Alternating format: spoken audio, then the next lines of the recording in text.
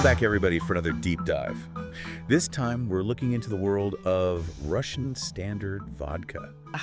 Yes. One of the biggest names out there. And Definitely. you guys sent us some really interesting articles from the drinks business. And it seems this iconic brand is facing some pretty significant challenges. Yeah. Talking economics, politics, and maybe even a bit of pop culture intrigue. Yeah, for sure. It's a potent mix. Yeah. So let's unpack all of this. One of the things that really jumped out at me was this move by the Russian Ministry of Finance Right. to try and increase control over what they're calling economically significant organizations. Yes, and as you mentioned, Russian Standard Group falls right into that category. So for someone who might not know, what is an economically significant organization? Well, think of them like the pillars of the Russian economy. Oh, okay. You know, the heavy hitters in industries like retail finance and, of course, vodka production. In times of economic uncertainty or geopolitical tension, the government often seeks to consolidate its control over these sectors Right. to ensure stability, protect national interests, and potentially limit the influence of foreign entities. And that kind of leads into the next thing that was pretty interesting. The Moscow court suspending the rights of foreign holding companies that own the group. Right. And this happened because Western sanctions are apparently impacting the company's operations. Can you break that down a little bit for us? What does that actually mean for the company's operations? Yeah, so essentially foreign holding companies are entities based outside of Russia Right? that have ownership stakes in Russian companies. Okay. And the court's decision to suspend their rights basically limits their ability to control or influence Russian Standard Group. So it's a power struggle behind the scenes. In a way, yes. It's about control and influence. The government wants to ensure that these vital companies are operating in alignment with national interests, particularly with Western sanctions impacting the Russian economy. Right. And this isn't an isolated incident, is it? No. The articles mention similar actions against other big players like X5, the retail giant, and Alpha Bank. Exactly. It seems this trend of limiting foreign influence over key businesses is gaining momentum. So it seems like doing business in Russia is increasingly challenging, It is. particularly for companies with ties to the West. Yeah, especially. So what are some of the motivations behind this? Well, one perspective is that the government is trying to bolster domestic industries Okay. and reduce reliance on foreign companies, particularly in sectors considered strategically important. Okay. Another interpretation is that it's a defensive maneuver in response to Western sanctions, a way to protect Russian assets and maintain economic stability. Okay, makes sense. Yeah. So let's shift gears a little bit and talk about the price of vodka itself. Great. The articles highlighted a government-mandated price hike, Yes. a pretty whopping 17% jump. That's right, from 299 to 349 rubles for a half-liter bottle. Wow. And that's on top of another increase just 6 months ago. So we're totaling a 24% increase in less than a year. Yeah. So what's driving this? Well, Russia is facing a challenging economic climate. Right. Inflation hovering around 9.5%, Okay. and interest rates at a substantial 21%. Wow. These factors put immense pressure on businesses, increasing their operating costs and forcing them to raise prices. In this case, the government's mandate for a price increase reflects an attempt to balance the interests of consumers, producers, Right. and the overall health of the economy. Okay, but here's what's really interesting to me. Alcohol consumption in Russia actually surged in 2024 It did. to the highest level since 2017. And it's fascinating, isn't it? It is. So almost 2 billion liters sold in just the first 10 months of last year. Wow. It seems a little bit counterintuitive. What do you think is going on there? It's complex, and there's no single explanation. Some experts suggest that in times of stress, people may turn to alcohol as a coping mechanism. Okay. Others point to cultural factors and historical patterns of alcohol consumption in Russia. It's also worth noting that the vodka industry itself has been pushing for price increases for some time now. Right, to offset rising costs. Exactly, arguing that they're essential to ensure their businesses remain viable. So it's a balancing act between economic pressures, social trends, and the interests of a powerful industry. It really is. And with vodka holding such a significant place in Russian culture, any changes in its price or availability can have ripple effects throughout society. And that brings us to a really interesting point, the cultural significance of vodka in Russia. Yes. It's more than just a drink. It's intertwined with national identity history. Absolutely. Vodka has been a part of Russian life for centuries. Right. Woven into the fabric of everyday rituals, celebrations, Right. and even somber occasions. Right. It's a symbol of shared heritage, a source of national pride, and a cultural touchstone that transcends generations. For sure. And we see that cultural significance kind of playing out in unexpected ways in these articles, like this new vodka brand honoring Donald Trump. Yeah, that's a fascinating example of how vodka can be used as a platform for political expression or even satire. Right. It reflects that deep connection between vodka and national identity, Yeah. and how it can be used to make a statement or spark debate or simply generate buzz. Yeah. It's really interesting. It is. And then there's that story about the pop star trying to trademark Yarisky, Yeah. which means I am Russian for just about everything drinks, Wow. household goods, even sex toys. What does that tell us? That's really something, isn't it? It really suggests that vodka's cultural power can be leveraged in some pretty surprising ways. Yeah. On one hand, it speaks of the enduring appeal of Russianness as a brand, something that can be marketed and consumed. Right. But on the other hand, it raises questions about the boundaries of commercialization. And whether certain aspects of culture should be off limits. Yeah, it's like vodka is this blank canvas It is. onto which all sorts of meanings and aspirations can be projected. Exactly. And it makes it a fascinating lens, I think, Yeah, through which to understand the complexities of Russian society today. definitely.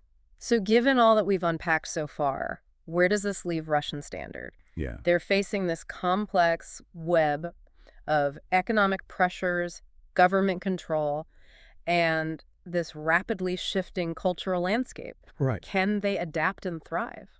Well, that's the million ruble question, isn't it? Yeah. They're at a crossroads, Mm-hmm. and the choices they make now will have a significant impact on their future. So what are some of the paths they could take? Well, one option is to try and maintain their current course. Okay. Focus on navigating those challenges of sanctions and government regulations, Mm-hmm.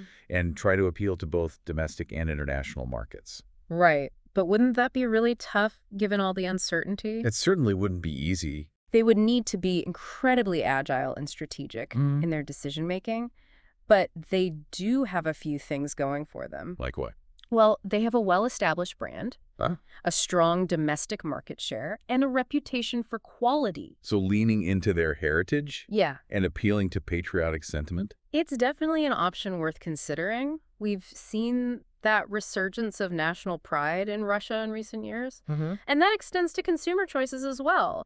You know, people are increasingly interested in supporting homegrown brands Right. that embody Russian values and traditions. So playing the Made in Russia card could be a smart move.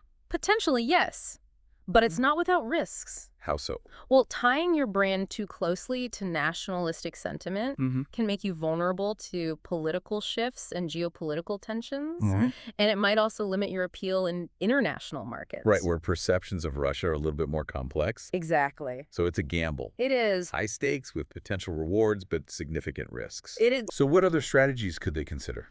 Another possibility is to focus on innovation and diversification. Okay. You know, explore new product lines, experiment with different flavors, ingredients, and perhaps even venture into related categories like ready-to-drink cocktails or non-alcoholic beverages. So broadening their horizons a bit Exactly. beyond traditional vodka could help them reach new consumer segments It could, and mitigate some of the risks for sure. associated with their core product. It would allow them to tap into those evolving consumer tastes or preferences, Right. particularly among younger generations who are often more experimental and that's open to new experiences. Makes sense. And it could also help them reduce their reliance on the Russian market, Precisely. which is facing some significant headwinds right now. By diversifying their product portfolio Right. and expanding into new markets, they could create a more resilient business model that's less susceptible to fluctuations in any one region or category. But wouldn't that require a pretty big investment Absolutely. and a shift in their overall brand strategy? It would be a major undertaking, Yeah. requiring a careful assessment of their capabilities, resources, and long-term goals. But, you know, in a rapidly changing market, standing still is rarely the best option. True. Sometimes you need to take bold steps Yeah. to stay ahead of the curve. So for Russian Standard, it's a choice between staying the course, Yeah, embracing national identity, Mhm. or forging a new path. it is. Through innovation and diversification, Mm-hmm. each option has its own set of challenges and potential rewards. And the best choice ultimately depends on a multitude of factors, Of course. including that evolving political and economic landscape, Right. consumer trends, and the company's own internal strengths Right. and weaknesses. So what do you think, listener? Yeah. If you were in the shoes of Russian Standard's leadership team, which path would you choose? We'd love to hear your thoughts. There's no single right answer, and every perspective is valuable. Definitely. And that's what makes these deep dives so engaging, right? It is. It's not just about presenting the facts, but sparking a conversation, Yeah. encouraging critical thinking. For sure. So let's keep exploring, shall we? Let's do it. We've covered the political and economic pressures facing Russian Standard, Mm-hmm. as well as the cultural significance of vodka. Yeah. But there's another layer to this story, I think, that we need to look at the impact of Western sanctions. Yes. That's a crucial piece of the puzzle. Okay, so the sanctions imposed by the U.S., the EU, and other Western countries have had a pretty profound impact on the Russian economy. They have. And the vodka industry hasn't been immune. No, it hasn't. So for someone who might not be as familiar with these sanctions, Right. can you just break down what they are? Sure. Essentially, sanctions are a set of economic and political measures Okay. designed to penalize a country for certain actions, policies. Mhm. In this case, the Western sanctions against Russia were imposed in response to their actions in Ukraine, Right. including the annexation of Crimea Right. and their support for separatist groups in eastern Ukraine. Okay. And these sanctions take a variety of forms. They do. They include things like restrictions on trade, Okay. limits on financial transactions, Mm. and asset freezes targeting individuals. Okay. And companies deemed to be supporting the Russian government's actions. So how are these sanctions specifically affecting Russian Standard? Well, on a practical level, Yeah. they've made it more difficult for the company to access international markets Yeah. and financial resources. Yeah. For example, they might face higher tariffs on their exports, Man. making their products less competitive overseas. Right. They might also struggle to secure loans Huh. or investments from Western banks, Right. limiting their ability to expand or invest in new ventures. So it's a financial straitjacket, That's a good way to put it. limiting their options. Yeah, and it's not just about that direct economic impact. Right. The sanctions have also created a climate of uncertainty Mm-hmm. and risk aversion. Yeah. That's made it much more difficult for Russian companies to attract foreign partners Okay. or investors. So it's a double whammy. It is. They're facing tangible economic barriers, Yeah. but also intangible reputational damage. Exactly. And that's something that Russian Standard is going to have to address Right. if they want to thrive in the long term. So given all these challenges, what does the future hold for Russian Standard? Yeah. Can they weather this storm and emerge stronger? Well, that's a question we're going to explore in the final part of our deep dive. All right. We'll look at the potential scenarios that might unfold from adaptation and resilience Okay. to decline and even potential collapse. Okay. And we'll consider what all of this means for the Russian vodka industry as a whole. Sounds like we've got a lot more ground to cover. So don't go anywhere, listener, because things are about to get even more interesting. Okay, so we've really gone in depth on the economic and political headwinds, Yeah. the cultural currents, Mm-hmm. and the impact of sanctions Yeah. on Russian Standard. There's a lot to digest, right? It is, but let's try and put on our analytical hats and think about what the future might hold for this iconic brand. Okay. What are some of the potential scenarios we could see unfold? Well, one possibility is that they manage to adapt and Okay. even thrive amidst these challenges, Mhm. kind of like a willow tree bending with the wind. Right. They could focus on strengthening their position in the domestic market. Okay, catering to that resurgent national pride we talked about. Exactly, playing the made in Russia card even more strongly. Right. Emphasize tradition, quality, heritage, Mhm. appealing to that sense of nostalgia and national identity. Okay. This might even open up opportunities in markets where Western brands are facing headwinds. So kind of turning a challenge into an advantage. In a way, yes, they could position themselves as an alternative to Western brands. Right. A symbol of resistance to sanctions and a champion of Russian values. But wouldn't that strategy limit their growth potential. It's a valid concern. Yeah. It's a balancing act. Right. Focusing too heavily on the domestic market could make them vulnerable to shifts in the Russian economy, Okay. and aligning too closely with the government's agenda could alienate certain consumer segments both domestically and internationally. So what other paths could they consider? Another scenario is that they pursue a more global, diversified strategy. Okay. This would involve navigating the complexities of sanctions, Right. potentially through strategic partnerships or by focusing on markets less affected by them. Okay. Think of it like a ship finding new trade routes amidst a storm. So a strategic pivot. Exactly. Explore new markets, develop innovative products tailored to different tastes, and even venture into new categories beyond traditional vodka. But wouldn't that require a pretty significant shift in their branding and operations? You're absolutely right. It would be a challenging undertaking. Yeah. They'd need to carefully balance their heritage with a message that resonates with a wider audience. Okay. It's like trying to translate a classic novel into a new language. Right. You want to capture the essence of the original while making it accessible to a different readership. Of course. And there's always the possibility that they struggle to adapt Right. and face a decline. Unfortunately, that's a very real possibility. Yeah. They might experience declining sales, market share erosion, Right. difficulty attracting investment.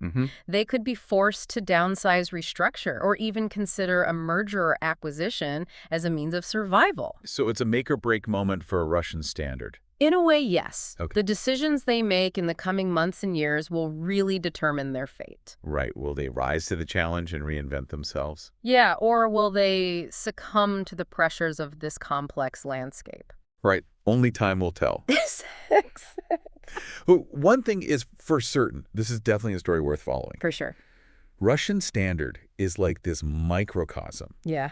of the challenges and opportunities facing businesses in a world of increasing geopolitical complexity, economic uncertainty, and rapid cultural shifts. Absolutely. So for our listener, hopefully this deep dive has given you some valuable insights I hope so. into the world of Russian vodka, the forces shaping its destiny, Right. and the broader lessons it offers for understanding the global business landscape. Yeah, maybe the next time you enjoy a vodka cocktail, you'll appreciate the complexities and nuances behind that seemingly simple spirit. Cheers to that. Prayer. Thanks for joining us on this deep dive. Thanks, everyone. Until next time, keep exploring, keep learning, and keep those minds thirsty for knowledge.